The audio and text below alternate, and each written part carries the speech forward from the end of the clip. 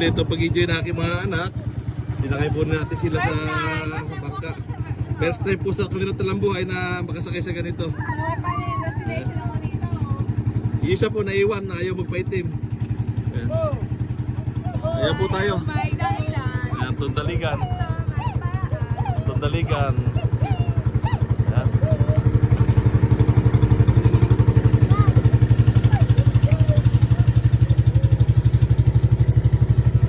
Dahil po kalalay, mahilig sa galaan, eto po, sinusulit natin.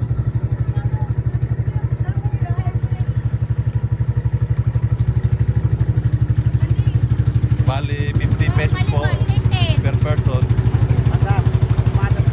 Naka-discount naman tayo kasi kami daw customer. Kaya ganda ng tubig. Dito sa gabi rito, maganda tubig. Asul na oh. So yun oh. Ayan po.